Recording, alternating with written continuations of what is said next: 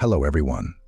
In 2006, an army of police officers surrounded the Banco Rio in Acassuso, Argentina, and negotiated for hours with a bold group of robbers inside. The criminals took hostages and demanded the police bring them pizza as the nation watched on live TV. Snipers perched in trees, ready to shoot if needed.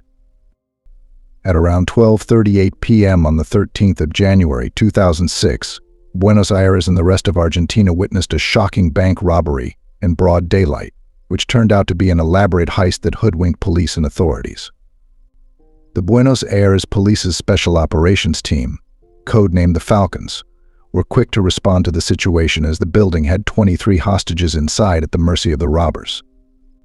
An accomplished negotiator was also brought in to deal with the robbery. There was something else he wanted to do, something greater. He wanted to rob a bank. Araujo quickly acted on his plan and set his target to be a two-story branch of Banco Rio in San Isidro, an affluent part of Buenos Aires.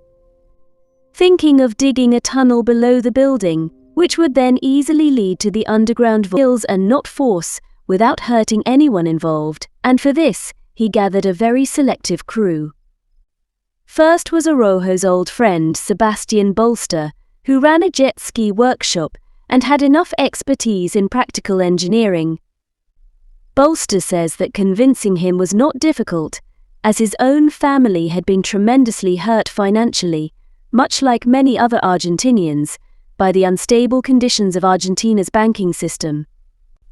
Araujo worked meticulously on how to avoid triggering the motion sensor alarms in the vaults. The sense of the impossibility of the whole plan struck him, until he was struck with a grander plan, of course. Till now, his idea was that they would get into the underground vaults at a time. Peter had a life full of experience in criminal activities, starting from a young age, and he was added more as an enforcer to the heist gang, owing to the man's immense physical strength.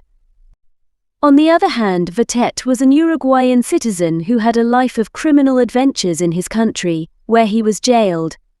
One day, on a temporary visit, the man fled to Argentina and lived here, making money by committing more crimes. Vatet's presence in the gang was mostly because he had a lot of money to bring in, and then he even played a crucial role in duping the authorities during the heist. Along with these five, another henchman referred to as the Kid and a getaway driver were also hired, as the group had planned an elaborate escape as well.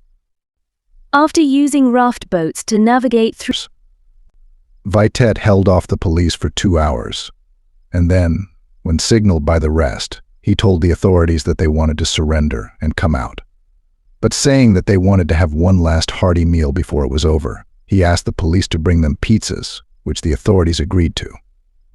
When they had no trace of them other than a few intentional booby traps and a poetic, ironic message from Araujo which read, "In a town of riches without weapons or grudges, there's just money and no more love."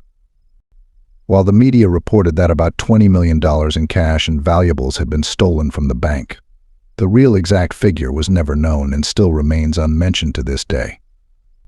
As each of the perpetrators however, considering the grand nature of the scheme, the undoing was rather anticlimactic. Beto's relationship with his wife, Alicia, who had earlier got to know of the plan, started to grow bitter as Beto accused her of spending exorbitant amounts of his money, while Alicia accused him of having an affair with another. 4 years after the heist, in 2010, the court trial for the case began, and the major issue became whether the guns they had carried were real or not. While the security officer and authorities wholly believed that the firearms they carried were real and could be fired, the crew kept maintaining that the guns were actually toys. If their guns were proven to be real, the prison sentence would have been much longer, but this did not ultimately happen, and the court stated that they were indeed toys, incapable of firing bullets. Beto was sentenced to 15 years brought him, and Vatet looks back at the man in the gray suit as a performance he enjoyed having done. Fernando Araujo was asked about why he committed such an act, and the man explained how he wanted to do something that would transcend death, for which he would be remembered, and the bank heist was something that he decided on. Araujo, too, does not brought him, as in a sense, he is indeed remembered for them. If you enjoyed this video, please hit the subscribe button for more content like this.